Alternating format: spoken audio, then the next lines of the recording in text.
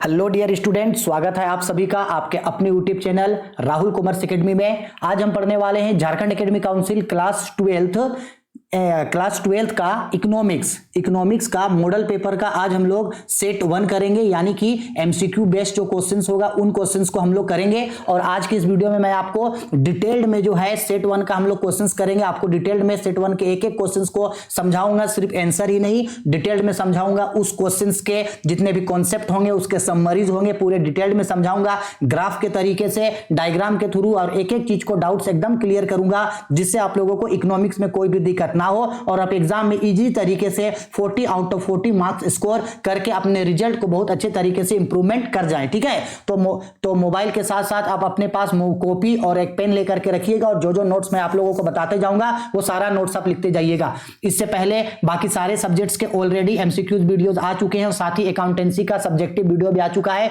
तो अगर आप कोई सब्जेक्ट का वीडियो नहीं देखे हैं तो उसका लिंक वीडियो के डिस्क्रिप्शन में है, वहां से जाकर के देख सकते हैं। और अगर आप चाहें, अगर आपको किसी सब्जेक्ट्स का भी अगर आपको पीडीएफ चाहिए तो आप टेलीग्राम पे जाकर के हमारे चैनल को सर्च कर सकते हैं, राहुल कॉमर्स एकेडमी। हमारा टेलीग्राम का ग्रुप आ जाएगा, उस ग्रुप में ज्वाइन हो जाइएगा। तो किसी भी सब्जेक्ट का जिसको आपको पीडीएफ चाहिए, हिंदी इंग्लिश, वो पीडीएफ आप लोगों को वहां अवेलेबल हो जाएगा। ठीक है, तो चलो इकोनॉमिक्स पढ़ते हैं, यानी कि अर्थशास्त्र हिंदी प्लस इंग्लिश दोनों में ही आप लोगों को पढ़ाएंगे, ताकि हिंदी स्टूडेंट इंग्लिश स्टूडेंट दोनों स्टूडेंट समझ जाए और बहुत ही इजी वे में कॉन्सेप्ट के साथ एक एक चीज को हम लोग क्लियर करते हुए पढ़ेंगे। ठीक है, चलो तो ये आ गया हमारा आज का पहला क्वेश्चन, जो मॉडल पेपर सेट 1 का पहला क्वेश्चन है। बोला, अर्थव्यवस्था की किस समस्या का संबंध उत्पादन की तकनीक के चयन से है? Which problem of an economy is related to the choice of technology of production? यानी बोला गया, हम सबको पता है कि एक इकोनॉमी में कई तरीके के सेंट्रल प्रॉब्लम होते हैं। तो जितना भी सेंट्रल प्रॉब्लम होता है, उन सेंट्रल प्रॉब्लम में से कौन सा प्रॉब्लम इस चीज को इंडिकेट करता है जो रिलेटेड होता है आपका choice of technology of production. यानी जब आप किसी भी गुड्स का प्रोडक्शन करना चाहते हो तो उसके लिए आप कौन सा टेक्नोलॉजी को यूज करोगे, कौन से तकनीक को चयन करोगे, ये आपका कौन सा समस्या से रिलेटेड होता है। तो ये होता है रिलेटेड आपका कैसे उत्पादन करे, किससे कैसे उत्पादन करे, यानी हाउ टू प्रोड्यूस। क्योंकि देखो यहां बात हो रहा है टेक्नोलॉजी का, और टेक्नोलॉजी का जरूरत तभी होता है जब आप किसी गुड्स का क्या करोगे, प्रोडक्शन करोगे। यानी प्रोडक्शन आप दो तरीके से कर सकते हो। एक आप कर सकते हो श्रम प्रधान तकनीक, और एक आप कर सकते हो आप पूंजी प्रधान तकनीक, श्रम प्रधान तकनीक, और एक आप कर सकते हो पूंजी प्रधान तकनीक, यानी कि लेबर इंसेंटिव टेक्निक्स और कैपिटल इंसेंटिव टेक्निक्स। तो आप इन दोनों ही तरीकों से जो है वो प्रोडक्शन कर सकते हो। तो चॉइस ऑफ टेक्नोलॉजी ये बेसिकली कौन से प्रॉब्लम को बताता है, ये बताता है हाउ टू प्रोड्यूस, कैसे उत्पादन करे की समस्या को दर्शाता है। तो 1 का आंसर होगा आपका सी। ठीक है, चलो आगे आते हैं क्वेश्चन नंबर 2 पे। क्वेश्चन नंबर 2 पे बोला है, देखो आते हैं आगे क्वेश्चन नंबर 2 पे। क्वेश्चन नंबर 2 पे बोला, कुल उपयोगिता अधिकतम होती है जब सीमांत उपयोगिता का मान ... होता है। Total utility is maximum when the value of marginal utility is ... याद है हम आप लोगों को एक चैप्टर पढ़ाए थे लेसन 2 इकोनॉमिक्स का, लेसन 3, और उसमें हम आप लोगों को टोटल यूटिलिटी और मार्जिनल यूटिलिटी के बीच का रिलेशन को ग्राफ के थ्रू समझाए थे। हो सकता है आप लोग ग्राफ भूल गए होंगे, तो आओ आप लोगों को ग्राफ जो है एक बार फिर से हम बना के दिखा रहे हैं। सपोज कर लो ये यहाँ पे इस तरह से एक ग्राफ होगा, डायग्राम होगा। ठीक है, अब इसका थोड़ा सा कलर चेंज कर लेते हैं ताकि डिटेल में अच्छा से बता सके। यहाँ पे होता है 0, यहाँ पे होता है एक एक्सिस, और यहाँ पे होता है वाई एक्सिस। ठीक है, अब हम सबको पता है जो डायग्राम बनता है इस, यानी कि टोटल यूटिलिटी टीयू और मार्जिनल यूटिलिटी यानी एमयू, इसका डायग्राम जो है, इसका ग्राफ जो है कुछ इस तरीके से हम आप लोगों को बताए थे। इस तरीके से इसका डायग्राम बनता है। ये सबसे यहाँ पे टॉप पे है, सबसे टॉप पे है। थोड़ा डायग्राम होगा तो एडजस्ट कर लेना। ये यहाँ से इस तरह से डाउन आएगा और ये यहाँ पे जो है ये मिलेगा। ठीक है, अब चलो इसका कलर चेंज कर रहे हैं और आपको डिटेल में बताते हैं कि इन लोगों के बीच किस तरीके का जो है वो रिलेशन आपको देखने को मिलेगा। देखो अच्छा से समझना, देखो ये डायग्राम है आपका टोटल यूटिलिटी का, और ये डायग्राम होता है आपका मार्जिनल यूटिलिटी का। ठीक है, तो ध्यान से समझना यहां क्या बोल रहा है। जब टोटल यूटिलिटी मैक्सिमम यानी अधिक होगा, तो ये टोटल यूटिलिटी देखो सबसे टॉप पे है। तो जब टोटल यूटिलिटी अधिक होता है तो ये जो मार्जिनल यूटिलिटी है, ये मार्जिनल यूटिलिटी 0 पे आ जाता है। जब टोटल यूटिलिटी अधिक होगा तो मार्जिनल यूटिलिटी किस में आ जाता है, मार्जिनल यूटिलिटी आ जाता है 0 पे। ठीक है, इसके बाद ये भी समझ लो कि ये जो टोटल टोटल यूटिलिटी है, ये टोटल यूटिलिटी जब तक बढ़ रहा है, देखो यहां टोटल यूटिलिटी जब तक बढ़ रहा है तब तक मार्जिनल यूटिलिटी भी पॉजिटिव रहता है। टोटल यूटिलिटी जब बढ़ते जाता है, टोटल यूटिलिटी जब तक बढ़ते जाएगा तब तक मार्जिनल यूटिलिटी भी देखो इधर ये पॉजिटिव है, ठीक। फिर जैसे ही टोटल यूटिलिटी घटने लगता है, देखो यहां से ये स्लोप डाउन हो रहा है नीचे, जैसे ही टोटल यूटिलिटी नीचे घटने लगता है तो मार्जिनल यूटिलिटी भी पॉजिटिव से नेगेटिव हो जाता है। ये इन तीनों में जो है 3 तरीके का रिलेशन होता है। पहला क्या बोले, जब टोटल यूटिलिटी मैक्सिमम होगा तो मार्जिनल यूटिलिटी जीरो होगा। दूसरा, जब टोटल यूटिलिटी बढ़ते रहेगा तो मार्जिनल यूटिलिटी पॉजिटिव रहेगा। तीसरा, जब टोटल यूटिलिटी घटेगा तो मार्जिनल यूटिलिटी भी नेगेटिव हो जाएगा। ये इसमें 3 रिलेशन होता है। इसको अच्छा से याद करके ग्राफ बाई तरीके से याद करके रखना। अब ये बोला है तो यहां बोला जब टोटल यूटिलिटी मैक्सिमम होता है तो मार्जिनल यूटिलिटी क्या होता है, 0 होता है। तो इसका राइट आंसर होगा आपका ऑप्शन ए। ठीक है, आगे समझ में कोई भी दिक्कत नहीं है, डायग्राम को अच्छे तरीके से समझना इस चीज को। ठीक है, अब आते हैं क्वेश्चन नंबर 3 पे। देखो वीडियो भले ही थोड़ा सा लंबा बने, लेकिन अगर एक बार वीडियो देखने के बाद आपको अगर पूरा कॉन्सेप्ट क्लियर हो जाएगा तो ये आपके लिए और अच्छा है ना, कि दोबारा आपको कोई भी सब्जेक्ट या टॉपिक को रट्टा मारने का कोई जरूरत नहीं पड़ेगा। ठीक है, आओ लेसन क्वेश्चन नंबर 3 पे बोला सामान्यतः एक उदासीनता वक्र होता है, generally in indifference curve. Indifference curve किस तरीके से होता है, तो अगर आपको याद होगा तो जब हम आप लोगों को चैप्टर पढ़ाए थे तब हम आप लोगों को इंडिफरेंस कर्व को बताए थे। इंडिफरेंस कर्व इस तरीके का होता है, सपोज कर लो यहाँ पे 0 है, यहाँ पे एक्स एक्सिस है, यहाँ पे वाई है, यानी कि मूल बिंदु एक्स अक्ष और वाई अक्ष है। तो जो हम लोगों का उदासीनता वक्र होता है, उदासीनता वक्र इस तरीके का होता है। उदासीनता वक्र इस तरीके का होता है, यानी उदासीनता वक्र देखो ये यहाँ पे मूल बिंदु 0 है, मूल बिंदु की ओर देखो थोड़ा सा डाउन है, यहाँ देखो ये 0 है, 0 एक्सिस की तरफ देखो ये यहाँ डाउन है। तो डाउन को बोला जाता है आपका उत्तल। डाउन को क्या बोला जाता है, उत्तल, यानी कि कॉन्वेक्स। डाउन बोले तो क्या होता है, डाउन बोले तो कॉन्वेक्स होता है। ठीक है, उत्तल होता है, क्या होता है, उत्तल होता है। इस चीज को याद रखना, यानी कि उदासीनता वक्र जो होता है, इंडिफरेंस कर्व जो होता है, वो मूल बिंदु की ओर कैसे होता है, उत्तल होता है, उत्तल होता है। ठीक है, मूल बिंदु की ओर उत्तल, मूल बिंदु मतलब 0 की ओर उत्तल होता है। ठीक है, चलो आगे समझ में। ठीक है, आगे आते हैं, आगे क्वेश्चन नंबर हम लोग 4 पे। क्वेश्चन नंबर 4 पे बोला सामान्यतः एक मांग वक्र का ढाल होता है, generally the slope of demand curve is. Demand curve किस तरीके से होता है, तो देखो इस तरीके से सपोज कर लो ये हम लोगों का डायग्राम है, ये हम लोगों का ग्राफ है। यहाँ पे 0 होता है, यहाँ पे x होता है और यहाँ पे क्या होता है, y। तो जो बोला गया है आपका डिमांड कर्व, डिमांड कर्व का मतलब होता है मांग वक्र। तो मांग वक्र में हमेशा y एक्सिस पे इस यहाँ पे किसी भी गुड्स के प्राइस को दिखाया जाता है, प्राइस को, और यहां उस गुड्स के किसको दिखाया जाता है, क्वांटिटी को, क्वांटिटी को दिखाया जाता है। ठीक है, अब जो हम लोगों का कर्व जो होता है, मतलब डिमांड कर्व, ये ऊपर से नीचे की ओर आता है इस तरीके से। ठीक है, डिमांड कर्व ऊपर से नीचे आता है, क्योंकि जैसे जैसे किसी भी गुड्स का प्राइस बढ़ते जाता है तो उसका क्वांटिटी घटते जाता है, यानी नेगेटिव रिलेशन होता है। किस तरीके का रिलेशन होता है, नेगेटिव रिलेशन होता है। देखो ना, ये जब तक पी अगर घट रहा है तो ये जो मेरा क्वांटिटी है वो बढ़ते जाएगा, प्राइस घटेगा। देखो क्यों ऐसे होता है, सपोज कर लो कोई भी गुड्स है और यहाँ पे उस गुड्स का प्राइस है और यहां उस गुड्स का क्वांटिटी। हम आपको बोल रहे हैं कभी भी अगर किसी भी गुड्स का प्राइस अगर बढ़ेगा तो क्वांटिटी जो होगा वो घट जाएगा। ठीक, इसका उल्टा जब कभी भी किसी भी गुड्स का प्राइस अगर कभी भी किसी भी गुड्स का प्राइस अगर घटेगा तो उसका क्वांटिटी क्या हो जाएगा, बढ़ जाएगा। तो ये दोनों ही कंडीशन में किस तरीके का रिलेशन होता है, तो नेगेटिव रिलेशन होता है, यानी एक बढ़ेगा तो एक घटेगा। तो मांग वक्र का ढाल किस तरीके का होता है, ऋणात्मक, यानी कि नेगेटिव होता है। ठीक है, यही जो है वो डिमांड बताता है। ठीक है, चलो 5 नंबर पे आते हैं। 5 नंबर पे बोला एक सरल रेखा मांग वक्र मध्य बिंदु पर मांग की कीमत लॉज ... होती है in price elasticity of demand at mid point of a straight line demand curve is. देखो इसको डायग्राम के थ्रू आप लोगों को डिटेल में समझा रहे हैं। अगर आपको क्लास 11 का अगर आप लोगों को इकोनॉमिक्स का सेट याद होगा तो हम आप लोगों को इस तरीके का एक डायग्राम वहां पे आप लोगों को समझाए थे।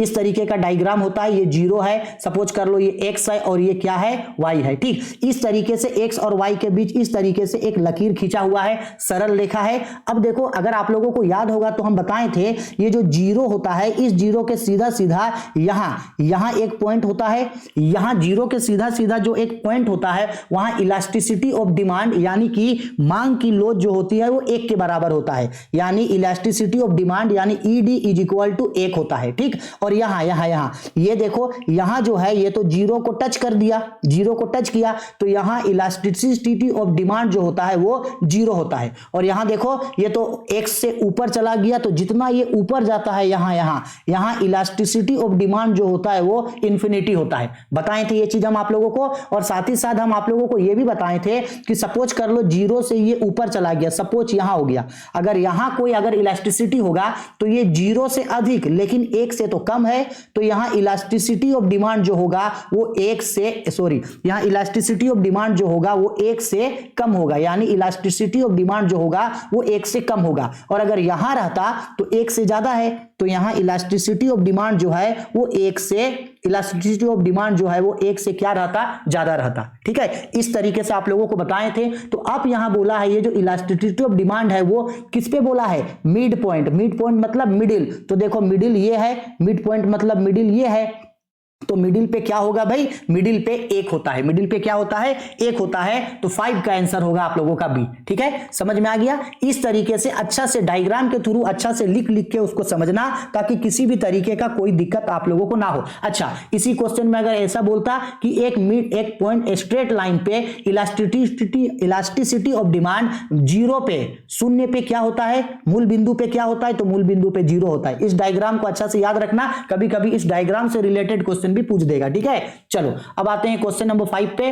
5 नंबर क्वेश्चन पे बोला है निम्न में से किस वक्र का आकार उल्टा यू का होता है, which of the following curve is inverted U shape. उल्टा यू शेप यानी किस वक्र का आकार जो होता है उल्टा यू शेप का होता है, यानी इस तरीके का कौन सा वक्र का आकार उल्टा यू का होता है। तो आपको याद रखना है कि कौन सा वक्र का आकार उल्टा यू का होता है, तो औसत उत्पादन किसका जी, 6 का आंसर होगा डी, औसत उत्पादन। औसत उत्पादन का वक्र जो होता है वो उल्टा यू के आकार का होता है, उल्टा यू का। ठीक, अब अच्छा ये भी सुन लेते हैं कि औसत स्थिर लागत यानी कि एवरेज फिक्स्ड कॉस्ट, परिवर्तनशील लागत, औसत परिवर्ती लागत यानी एवरेज वेरिएबल कॉस्ट, और सीमांत लागत यानी मार्जिनल कॉस्ट का लकीर किस तरीके से होता है। तो याद रखना ये जो हम लोगों का औसत स्थिर लागत बोला है, ये औसत स्थिर लागत, इसका जो ग्राफ होता है वो ग्राफ आपका कुछ इस तरीके से दिखेगा, इस तरीके से दिखेगा ग्राफ ए नंबर का। ठीक है, और बी और सी नंबर का जो ग्राफ होगा, किसका,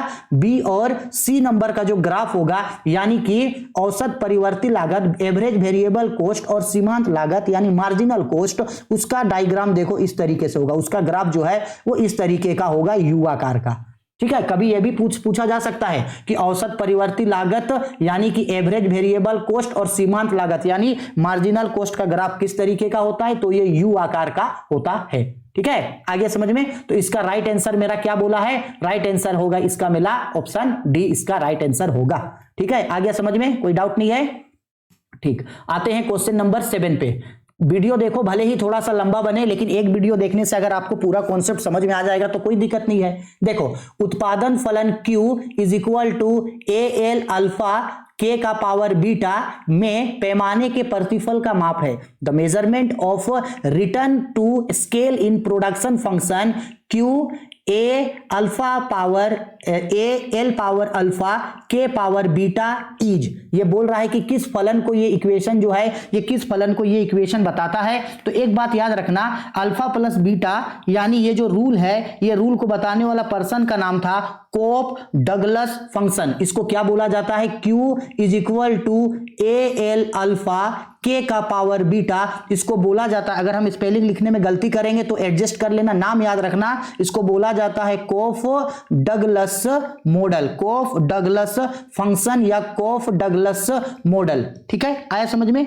अब यहां क्या होता है, ये बताता है कि Q is equal to L का पावर A के का पावर बीटा, ये पैमाने का प्रतिफल बताता है जहां अल्फा और बीटा एक दूसरे का क्या होता है, बराबर होता है, यानी A प्लस बी होता है। ठीक है, कोफ डगलस फंक्शन इसको कहा जाता है। ठीक है, देखो अब समझो, अगर मान लो ये बोला जाए कभी कि A plus B alpha plus beta is equal to 1, ये बोल ले, तो ये किस चीज को बताता है, तो ये बताता है आपका स्थिर पैमाने के नियम को बताता है।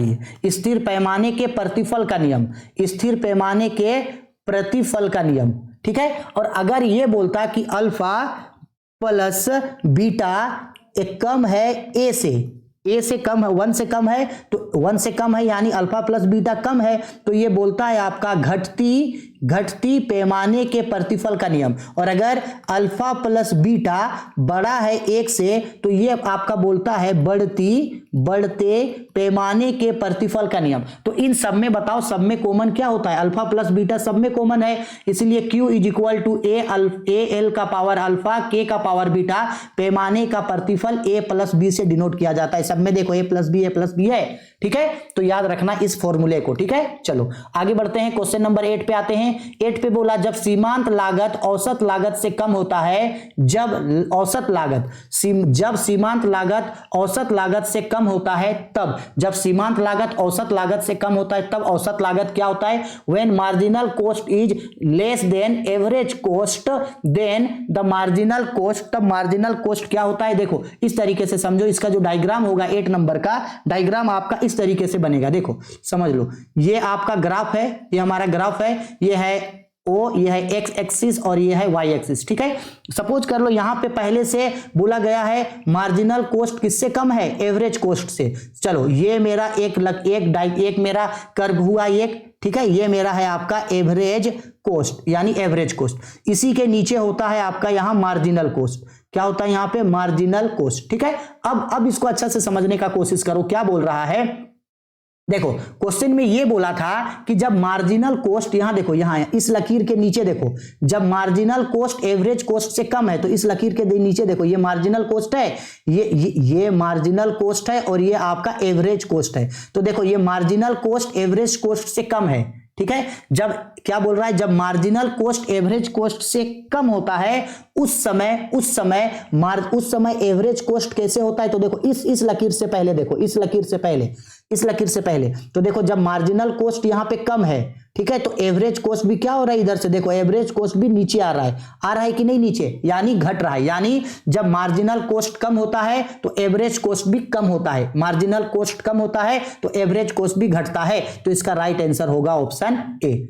अगर ये बोलता कि जहां एवरेज कॉस्ट और मार्जिनल कॉस्ट एक दूसरे को काटता है, कौन कौन काटता है? मार्जिनल कॉस्ट और एवरेज कॉस्ट जहां एक दूसरे को काटता है, यानी मार्जिनल कॉस्ट और एवरेज कॉस्ट अगर बोला जाए कि एक दूसरे की क्या होता है? एवरेज कॉस्ट और मार्जिनल कॉस्ट एक दूसरे की क्या होता है? बराबर होता है। तो वहां जो कीमत होता है वो एक दूसरे के इक्वल होता है, ठीक। और फिर जैसे जैसे मार्जिनल कॉस्ट बढ़ता है, देखो जैसे जैसे मार्जिनल कॉस्ट बढ़ता है वैसे वैसे एवरेज कॉस्ट भी क्या होता है? बढ़ते जाता है, ठीक है। यानी जब मार्जिनल कॉस्ट कम होगा तो एवरेज कॉस्ट भी कम होगा, मार्जिनल कॉस्ट बढ़ेगा तो एवरेज कॉस्ट भी बढ़ेगा, और जब मार्जिनल कॉस्ट और एवरेज कॉस्ट जहां मिलेगा वहां दोनों एक दूसरे का क्या होगा? इक्वल होगा। उस बिंदु पे जहां मार्जिनल कॉस्ट एवरेज कॉस्ट एक दूसरे को काटता है वहां वो दोनों क्या होगा? दोनों बराबर होगा, ठीक है। आ गया समझ में? ठीक है, चलो आगे बढ़ते हैं। क्वेश्चन नंबर 9 बोला गया है उत्पादन की मात्रा में परिवर्तन करने से किस लागत में परिवर्तन नहीं होता? Which cost does not change with the change in output, यानी किसमें कोई परिवर्तन नहीं होता? तो इसका 9 का आपका राइट आंसर होगा ऑप्शन डी, कुल स्थिर लागत, टोटल फिक्स एसेट में कोई भी चेंज नहीं आता है, ठीक है। क्वेश्चन नंबर 10 पे बोला गया है निम्नलिखित में से किस बाजार में एक फार्म कीमत स्वीकारक होता है? In which of the following market structure a firm is price taker, यानी किस तरीके का बाजार में जो एक फार्म होता है वो फार्म जो कीमत तय करता है वही कीमत तय हो जाता है। तो याद रखना ये होता है परफेक्ट कंपटीशन मार्केट में, पूर्ण प्रतियोगिता के बाजार में। याद रखना पूर्ण प्रतियोगिता के बाजार में एक जो फार्म होता है वो फार्म किसी भी गुड्स का जो प्राइस रखेगा वही प्राइस जो है मार्केट में सब एक्सेप्ट करेगा, वही प्राइस मार्केट प्राइस बन जाएगा। यानी एक फार्म है, ये फार्म जो प्राइस रखेगा वही प्राइस क्या होगा? मार्केट प्राइस बन जाएगा। ये किसमें होता है? फुल्ली कंपटीशन मार्केट में, पूर्ण प्रतियोगिता के बाजार में ऐसा होता है, ठीक है। आगे समझ में? तो हम लोगों का 10 का आंसर होगा आपका सी नंबर, ठीक है। अब आते हैं क्वेश्चन नंबर 11 पे। एक पूर्ण प्रतियोगी फार्म के संतुलन के लिए निम्न में से कौन सा विकल्प सही है? Which of the following option is correct for equilibrium of a firm in perfect competition?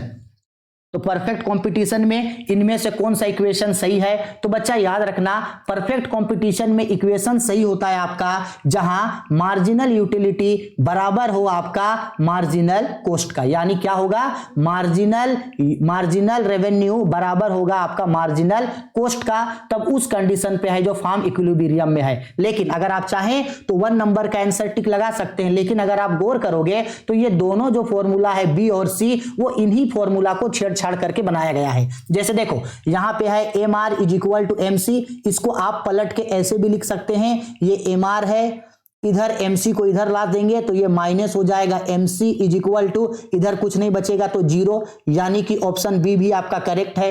वैसे ही देखो, अगर ये देखो यहां था M R is equal to MC, यानी कि एम आर डिवाइडेड बाय ये एमसी नीचे आ जाएगा यानी डिवाइड हो जाएगा, M R is equal to, अब जब इन दोनों को डिवाइड करेंगे तो वैल्यू कितना आएगा 1, यानी ये सेटिस्फाई करता है ऑप्शन बी को भी, यानी ऑप्शन ए भी सही है, ऑप्शन ए को देख के ऑप्शन बी भी सही है, ऑप्शन बी से ऑप्शन सी भी सही है, यानी तीनों सही है। तो इसका राइट आंसर होगा आपका ऑप्शन डी। इन तीनों ही कंडीशन का मतलब वो सेम बोल रहा है। ठीक है, चलो अब आते हैं हम लोग क्वेश्चन नंबर 12 पे। बोला गया है निम्न रेखा चित्र से पूर्ति के लोच यानी इलास्टिसिटी ऑफ सप्लाई को किस माप से माप होती है? Which of elasticity of supply is measured by following diagram. यहां एक डायग्राम बनाया गया है, उसके बाद आपको बताना है कि इलास्टिसिटी ऑफ प्राइस आपका यहां पे क्या होगा। तो याद रखना एक बात, यहां देखो वो मूल बिंदु है, यहां पे एक एक्सिस दिया है, यहां पे वाई एक्सिस, यहां पे वाई पे आपका प्राइस को डिनोट किया गया है और यहां डिनोट किया गया है सप्लाई को। तो याद रखना, अगर ये जो लकीर है यानी ये जो इलास्टिसिटी, ये कर्व इलास्टिसिटी ऑफ डिमांड का है, किसका है, elasticity of supply, ES, elasticity of supply यानी पूर्ति की लोच। तो अगर ये एक्स को टच करता है, एक्स को क्या करता है, टच करता है, तो इसका मतलब है कि इलास्टिसिटी ऑफ सप्लाई जो है वो क्या होता है, 1 से कम है। ठीक है, और अगर ये यहां पे सपोज कर लो रहता इलास्टिसिटी ऑफ सप्लाई, एक मिनट, इलास्टिसिटी ऑफ सप्लाई अगर यहां टच करता, ओ अक्ष को टच करता, यहां सपोज कर लो, तो यहां elasticity of supply is equal to 0 होता। इलास्टिसिटी ऑफ सप्लाई क्या होता, 0 होता। एक मिनट को 0 को टच करता तो इलास्टिसिटी ऑफ सप्लाई 1 रहता। और अगर ये y को टच करता तो यहां पे इलास्टिसिटी जो होता वो आपका 1 से अधिक होता। आ गया समझ में? 0 को टच करेगा तो 1 होगा, 0 से नीचे आएगा तो इलास्टिसिटी कम हो जाएगा, 0 से ऊपर जाएगा तो इलास्टिसिटी अधिक हो जाएगा। ठीक है, आया समझ में? तो यहां पे क्या बोला गया है, इस डायग्राम के बारे में बोला था, ए बी डायग्राम, तो यहां ईएस जो है वो 1 से क्या हो जाएगा, कम हो जाएगा, 1 से कम हो जाएगा। तो इसका राइट आंसर होगा ऑप्शन बी, 1 से क्या हो जाएगा, ये कम हो जाएगा। ठीक है, आ गया समझ में? ठीक है, एक बार अच्छे से इसको नोट डाउन करके लिख लो, जो जो समझा रहे वो सब लिखते जाना, आगे आपको कोई भी दिक्कत परेशानी नहीं होगा। ठीक है, चलो 13 नंबर, एक मुफ्त कर लगाने से किस वस्तु की पूर्ति पर क्या प्रभाव होता है? What is effect of lump sum tax on supply of goods. यानी कि ये बोल रहा है कि अगर मान लो आप कभी भी कोई भी गुड्स को बनाए हो, आप एक प्रोड्यूसर हो, आप क्या हो, ये एक सपोज कर लो आप ये एक प्रोड्यूसर हो और आप कोई गुड्स को बनाए हो। ठीक है, आपने किसी गुड्स का क्या किया, प्रोडक्शन किया। अब मान लो आपने जो गुड्स का प्रोडक्शन किया, अगर उस गुड्स पे एक ही बार में कई तरीके का टैक्स लग जाए, उस गुड्स पे क्या हो भाई, कई तरीके का आपका टैक्स लग जाए, तो टैक्स लग जाएगा, इसका मतलब है उस गुड्स का प्राइस क्या हो जाएगा, बढ़ जाएगा, प्राइस बढ़ जाएगा। इसका मतलब है कि मार्केट में उसको लोग कम खरीदेगा, यानी आप उसको कम बनाओगे यानी आप उसका मार्केट में सप्लाई कम करोगे। यानी जब एक गुड्स पे बहुत ज्यादा टैक्स लगता है तो इससे उस गुड्स का प्राइस बढ़ जाता है, प्राइस बढ़ जाने से उस गुड्स को मार्केट में कम खरीदते हैं लोग। अगर कम खरीदते हैं, आप एक प्रोड्यूसर हो तो उस गुड्स को आप कम बनाओगे और मार्केट में आपका जो सप्लाई होगा वो भी आप कम से कम सप्लाई करोगे। अरे भाई, अगर दाम बढ़ जा रहा है, आप उसको फिर भी बना रहे हो तो बना के क्या अपने पास रखोगे? जब बाजार में कोई खरीदेगा ही नहीं तो सप्लाई उससे कम हो जाएगा। सप्लाई क्या हो जाता है, कम हो जाती है, सप्लाई डिमिनिशेस यानी कि पूर्ति में कमी हो जाती है। ठीक है, आया समझ में? ठीक है, चलो 13 के बाद आते हैं क्वेश्चन नंबर 14 में। बोला गया है अन्य बातें समान रहने पर किसी वस्तु की मांग में वृद्धि होने से बाजार संतुलन पे क्या प्रभाव पड़ेगा। अगर सब बात सेम है, अन्य बातें समान रहने का मतलब है कि जो कंज्यूमर है उसका इनकम में कोई चेंजेस नहीं आया है, कंज्यूमर का डिमांड में कोई चेंजेस नहीं आया है, इसके बाद मार्केट का जो गुड्स का जो प्राइस है उसमें कोई चेंजेस नहीं आया है, कंज्यूमर का जो चॉइस है उसमें कोई चेंजेस नहीं आया है, उसका फैशन इंटरेस्ट में कोई चेंजेस नहीं आया है। ठीक है, किसी वस्तु की मांग में वृद्धि होने पर कोई चेंजेस नहीं आया, लेकिन फिर भी उस वस्तु का मांग में क्या हो गया, वृद्धि हो गया, तो बाजार संतुलन पे इसका क्या प्रभाव पड़ेगा। तो इसका राइट आंसर होगा ऑप्शन सी, संतुलन कीमत एवं संतुलन मात्रा में वृद्धि हो जाएगी, क्योंकि उतना ही सारा चीज है फिर भी अपने आप मांग जो है वो बढ़ रहा है, तो इससे उसका संतुलन भी जो है वो बढ़ जाएगा, इक्विलिब्रियम भी जो है उसका वो बढ़ जाएगा। ठीक है, ठीक है। चलो 14 के बाद आते हैं क्वेश्चन नंबर 15 पे। अधिक की मांग की स्थिति में कीमत में प्रवृत्ति होती है। If there is excess of demand then the price tend. बोला गया है कि अगर सिंपल बात में ये बोल रहा है आपको, अगर यहां किसी भी गुड्स का डिमांड अगर बढ़ जाता है, यानी कभी भी किसी भी गुड्स का अगर डिमांड मतलब अगर सपोज कर लो बढ़ गया, किसी भी गुड्स का डिमांड अगर बढ़ गया तो उस गुड्स का प्राइस पे क्या इफेक्ट पड़ेगा। तो सिंपल सा बात है सर कि कभी भी अगर किसी भी गुड्स का डिमांड अगर बढ़ जाएगा तो उस गुड्स का प्राइस भी बढ़ जाएगा। क्यों? क्योंकि डिमांड बढ़ा है तो सामने वाला पर्सन जो उसको बेच रहा है वो उसको ज्यादा प्रॉफिट कमाना चाहेगा, तो उसका प्राइस बढ़ जाएगा। देखो समझो, याद है पिछले बार जब कोरोना हुआ था, कोरोना का नाम सुन के सब डर जाते हैं हम लोग, जब कोरोना हुआ था, कोरोना से पहले कितने लोग थे आप लोग जो मास्क या सैनिटाइजर यूज करते थे? शायद कोई नहीं। अगर सच बोला जाए तो मैं खुद भी या मेरे फैमिली में कोई भी या मेरे कोई भी स्टूडेंट जो है इससे पहले, कोरोना आने से पहले, लॉकडाउन होने से पहले मास्क और सैनिटाइजर लाइफ में कभी यूज करते ही नहीं थे। ठीक है, इसका मतलब ये थोड़ी था कि मास्क और सैनिटाइजर खरीदा नहीं जाता था या बेचा नहीं जाता था, डिमांड होता था। लेकिन जब लॉकडाउन हुआ, जब कोरोना लगा, तो अचानक मास्क का डिमांड क्या हुआ, बढ़ गया। अचानक जब मास्क का डिमांड बढ़ गया तो क्या हुआ, मास्क और सैनिटाइजर का डिमांड बढ़ गया तो उसका प्राइस भी जो है मार्केट में बढ़ गया। ठीक है, यानी सिंपल सा बात है कि जब डिमांड बढ़ता है तो प्राइस भी क्या हो जाता है, इंक्रीज हो जाता है, वृद्धि हो जाता है। ठीक है, आया समझ में। चलो 15 के बाद क्वेश्चन नंबर 16। अधिक पूर्ति की स्थिति होती है जब, बोला गया है there is excess of supply when. बोला गया है सप्लाई जो है वो अधिक होगा, तो सिंपल सा बात है सर जी, सप्लाई अधिक कब होगा, सप्लाई अधिक तभी होगा जब डिमांड कम होगा, यानी ऑप्शन बी 16 का आंसर होगा आपका ऑप्शन बी, ये सही है। ठीक है, सप्लाई अधिक बोला, एक्सेस ऑफ सप्लाई। देखो इसको याद कैसे रहेगा, क्या बोला है, अधिक है, सप्लाई अधिक है। देखो यहां सप्लाई अधिक, सप्लाई बोले तो एस अधिक है, तो सप्लाई अधिक, देखो इस इक्वेशन को सोल्व कर रहा है ये, तो ऑप्शन बी इसका राइट आंसर होगा। ठीक है, 16 के बाद आते हैं क्वेश्चन नंबर 17। अन्य बातें समान रहने पर किसी वस्तु की पूर्ति में कमी होने पर बाजार संतुलन पर क्या प्रभाव होगा। Other things remain constant, what is effect of decrease in supply of goods on market equilibrium. इससे पहले बोला था कि प्राइस, इससे पहले क्या बोला था कि डिमांड में चेंजेस हो गया था, डिमांड बढ़ गया था, और यहां क्या बोल रहा है, सप्लाई घट गया है। क्या घट गया है जी, सप्लाई इसका घट गया है, सप्लाई इसका डिक्रीज हो गया है, तो फिर क्या इफेक्ट पड़ेगा, तो इसका राइट आंसर होगा 17 का बी नंबर, यानी बोला गया है संतुलन की कीमत में वृद्धि एवं संतुलन की मात्रा में कमी होगी। Equilibrium price will increases and equilibrium quantity will decrease. ठीक है, चलो 17 के बाद 18 नंबर, बोला गया है एकाधिकार में अधिकतम कुल आगम के उत्पादन स्तर पर वस्तु की मांग की कीमत लोच कितनी होती है। What is the price elasticity of demand for a goods at production level of maximum total revenue in monopoly. बोला गया है एकाधिकार फार्म में अगर प्रोडक्शन जो होता है वो बढ़ जाता है, एकाधिकार फार्म में अगर प्रोडक्शन जो है वो बढ़ जाता है तो उस तरीके से रेवेन्यू क्या होता है, तो रेवेन्यू भी आपका बढ़ जाता है, रेवेन्यू एक होता है, यानी रेवेन्यू उस समय दोनों क्या होगा, एक दूसरे के इक्वल होता है, यानी एक होता है, एक। ठीक है, एक होता है एक। ठीक है, 18 के बाद आते हैं क्वेश्चन नंबर 19 पे। बोला गया है द्विअधिकार में विक्रेता की संख्या होती है। How many seller are in duopoly. तो नाम से समझ में आ रहा है आप लोगों को, डुओपोली। डुओपोली मतलब ऐसा मार्केट जिसमें किसी भी गुड्स का 2 सेलर होगा। कितना सेलर होगा? 2 सेलर। ऐसा बाजार जिसमें किसी गुड्स को बेचने वाला 2 सेलर होगा, ऐसे बाजार को डुओपोली मार्केट बोलते हैं। ठीक है, क्वेश्चन में आंसर छुपा है, वेरी सिंपल। चलो 20 नंबर, निम्नलिखित में से किस बाजार में विभेदीकरण वस्तुओं का उत्पादन होता है? In which of the following market differentiate goods are produced. किस तरीके का बाजार में जो है आप लोगों का अलग अलग तरीके का गुड्स जो है वो प्रोड्यूस होता है? तो अलग अलग निम्नलिखित में से किस बाजार में विभेदीकृत वस्तुओं का उत्पादन होता है? In which of the following market differentiate goods are produce. तो किस तरीके का बाजार में डिफरेंट टाइप के गुड्स प्रोड्यूस होते हैं? एक मिनट, विभेदीकरण, बाजार में विभेदीकरण वस्तुएं, ये होता है आप लोगों का एकाधिकृत प्रतियोगी बाजार। लेकिन थोड़ा सा हम कंफ्यूज हैं, एग्जैक्ट हम थोड़ा सा भूल रहे हैं कि एकाधिकार होगा या पूर्ण प्रतियोगिता।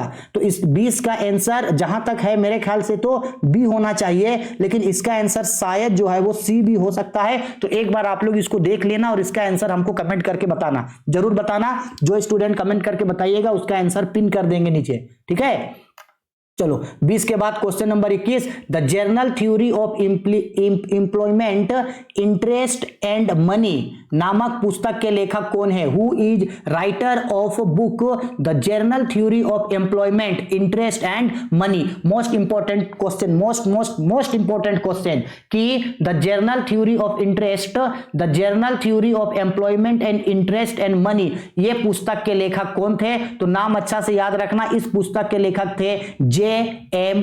किन्स। क्या नाम था इनका? J.M. किन्स, यानी जॉन मेराड किन्स, जॉन मेराड किन्स। और इन्हें ही, और देखना यहां J.N. किन्स लिखा है, J.N. किन्स नहीं होगा, J.M. नाम अच्छा से पढ़ना, J.M. किन्स। ठीक है, और इन्हें ही पूरा नाम है जेम्स मेराड किन्स, और इसे ही फादर ऑफ मैक्रो इकोनॉमिक्स कहा जाता है, फादर ऑफ मैक्रो इकोनॉमिक्स, यानी कि व्यष्टि अर्थशास्त्र का या समष्टि अर्थशास्त्र या व्यापक अर्थशास्त्र का पिता कहा जाता है J.M. किन्स को। इस चीज को याद रखना। ठीक है, चलो आगे बोला गया है क्वेश्चन नंबर 22 पे, जीडीपी और एनडीपी में क्या संबंध होता है? What is relationship between GDP and NDP. तो देखो जीडीपी और एनडीपी में किस तरीके का रिलेशन होता है, तो इसका एक फॉर्मूला होता है। जीडीपी और एनडीपी का फॉर्मूला होता है आपका एनडीपी, यानी कि नेट डोमेस्टिक प्रोडक्ट, सकल घरेलू उत्पाद इज इक्वल टू जीडीपी, सकल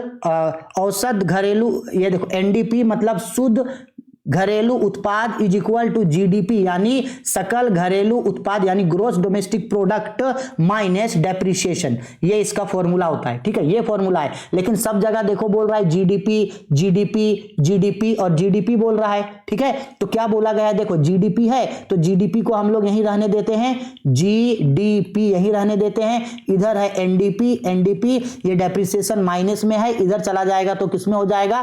प्लस में हो जाएगा डेप्रिसिएशन। यानी इसको ही पलट के किस तरह से लिख सकते हैं कि GDP is equal to NDP plus depreciation. तो ये कौन सा इक्वेशन को प्रूव करता है? ये प्रूव करता है आपका इक्वेशन सी को। तो इक्वेशन सी ये आपका राइट आंसर होगा। ठीक है, आया बात समझ में? चलो क्वेश्चन नंबर 23 पे आते हैं। बोला गया निम्न में से किस वस्तु के निर्माण में गेहूं एक मध्यवर्ती वस्तु है? Wheat is an intermediate goods in manufacturing of which of the following goods।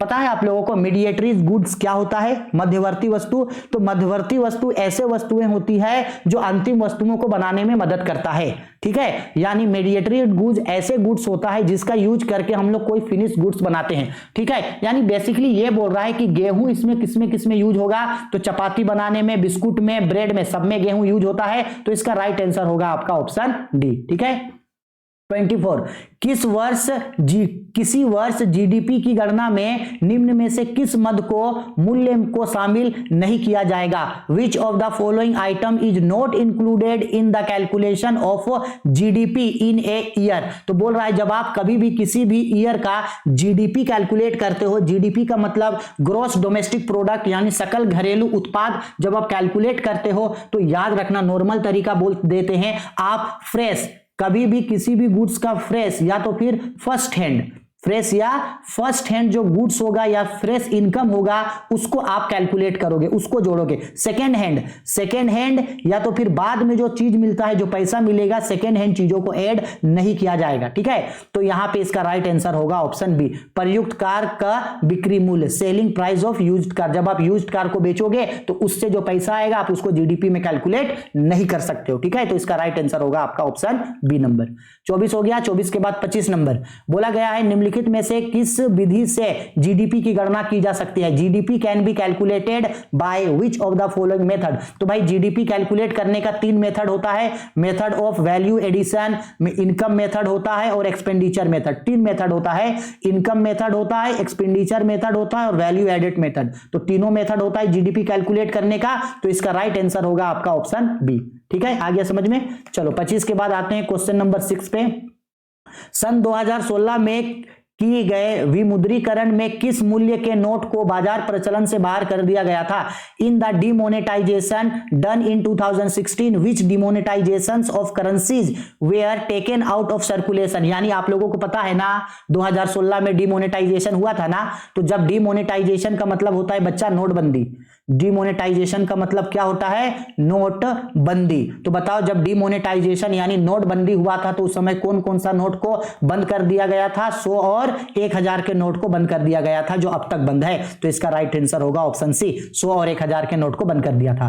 Question number 27 बोला गया है निम्न में से कौन सा कार्य केंद्रीय बैंक का नहीं है? Which of the following is not the functions of central bank. Central bank का कौन सा फंक्शन नहीं है? और भारत का सेंट्रल बैंक यानी भारत का केंद्रीय बैंक कौन है? तो भारत का केंद्रीय बैंक है RBI, reserve bank of India Bharat का केंद्रीय बैंक है, ठीक। तो केंद्रीय बैंक क्या नहीं करता है? तो केंद्रीय बैंक जो है जनता से जमा स्वीकार नहीं करता, एक्सेप्टिंग डिपॉजिट विथ पब्लिक, लोगों का पैसा जमा अपने यहां नहीं कराता। इसके अलावा आरबीआई क्या क्या काम करता है? नोट छापने का काम करता है, इसके बाद साख नियंत्रण, क्रेडिट क्रिएशन का काम करता है और बैंक ऑफ गवर्नमेंट का बैंक का काम करता है।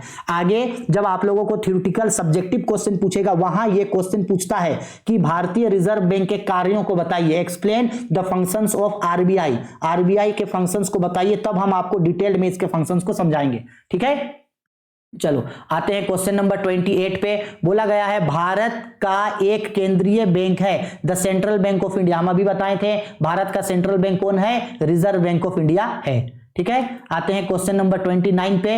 निम्न में से सबसे तरल मुद्रा कौन सा है? Which of the following is most liquid money. तो इनमें से जो सबसे हम लोगों का मोस्ट लिक्विड मनी के फॉर्म में होता है वो होता है M1 मनी 1, M1 सबसे लिक्विड फॉर्म में होता है, ठीक है। चलो 30 नंबर उपभोग फलन यानी कि C is equal to AA plus BY में प्रेरित उपभोग है। बोला गया है the included consumption in the consumption function C, एक इक्वेशन है C is equal to A plus BY is dot dot dot. कौन सा इसमें बोल रहा है उपयोग फलन में यूज किया जाता है, ये बोल रहा है। तो इसको ध्यान से समझने का कोशिश करना। ये जो इक्वेशन है C is equal to A plus BY, तो इसमें ये जो C है, C का मतलब है आपका कंजम्पशन, C का मतलब क्या है आपका? कंजम्पशन, ठीक है। इसके बाद A जो है, A का मतलब है आपका श्वेता, श्वेता का मतलब है अपने से। आप कमाओ चाहे ना कमाओ, आपको जिंदा रहने के लिए किसी ना किसी वस्तु को तो खरीदना पड़ेगा, किसी ना किसी वस्तु का तो उपभोग करना पड़ेगा। तो ये होता है श्वेता, श्वेता मतलब होता है A, स्वेट, ठीक है। और ये जो BY होता है यही होता है उपभोग फलन, और यही जो होता है वो प्रेरित उपभोग होता है। क्या होता है? प्रेरित उपभोग। तो इसका राइट आंसर होगा ऑप्शन डी, ठीक है। चलो बोला गया है 31 पे MPC plus MPS is equal to, तो MPC plus MPS is equal to क्या होता है? तो MPC plus MPS is equal to 1 होता है, ठीक है। इसको कभी हम लॉन्ग क्वेश्चन में आपको डिटेल में समझाएंगे। इसका राइट आंसर है अभी C।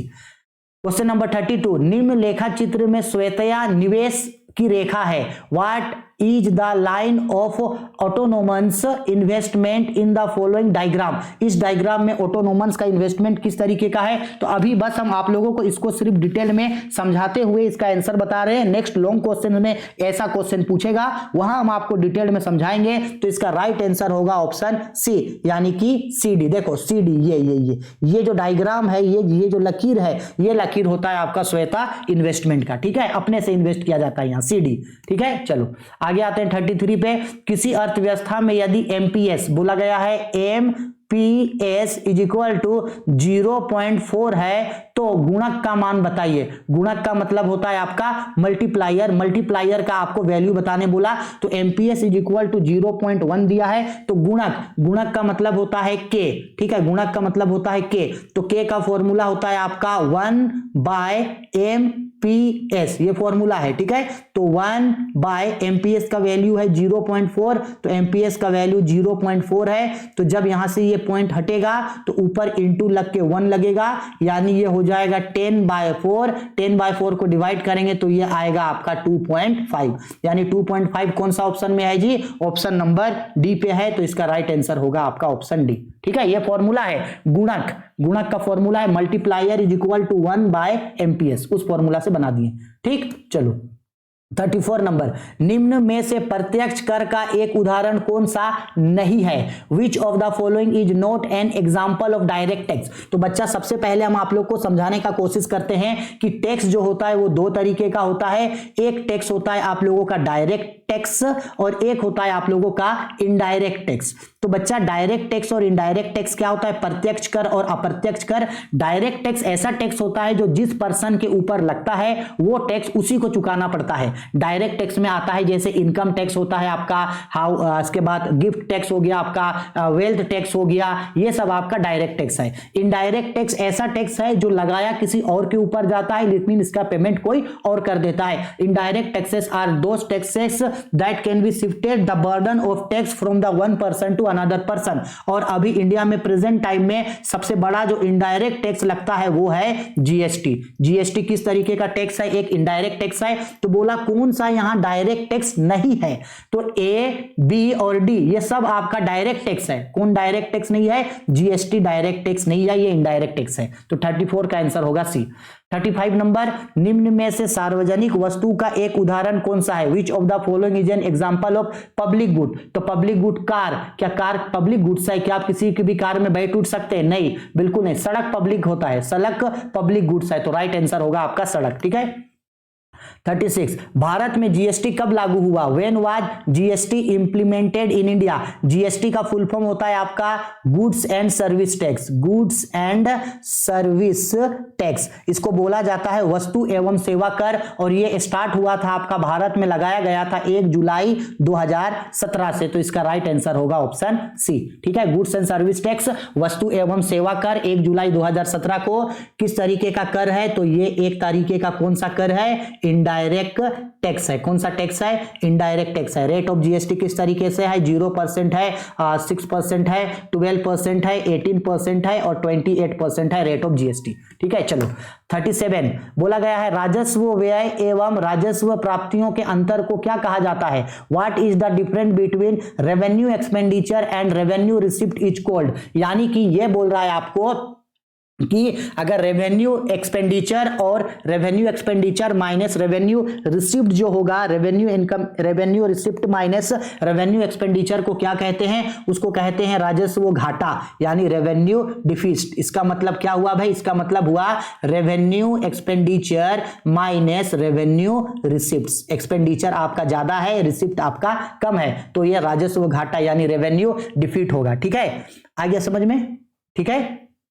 आओ क्वेश्चन नंबर 38, व्यापार संतुलन क्या है? What is balance of trade. Balance of trade का मतलब होता है balance of trade, balance of trade. Balance of trade का मतलब होता है इंपोर्ट और एक्सपोर्ट का अंतर, यानी balance of trade is equal to export minus import, export minus imports, इसका डिफरेंस यानी निर्यात माइनस आयात का जो अंतर होता है वही मेरे लिए व्यापार संतुलन कहलाता है, व्यापार संतुलन, ठीक है। यानी सिंपल में एक बात समझो, सपोज कर लो ये हमारा कंट्री है इंडिया सपोज कर लो कि एक साल में टोटल इंपोर्ट एक्सपोर्ट किया है, सपोज कर लो 1 लाख रुपया का सामान एक्सपोर्ट किया, ठीक है, और इंपोर्ट किया है 30,000 का सामान, ठीक है। इंडिया टोटल एक्सपोर्ट कितना का किया, एक्सपोर्ट 1 लाख का और इंपोर्ट कितना किया 30,000 का। तो इन दोनों का जो डिफरेंस होगा 70,000, वही 70,000 डिफरेंस आपका कहलाएगा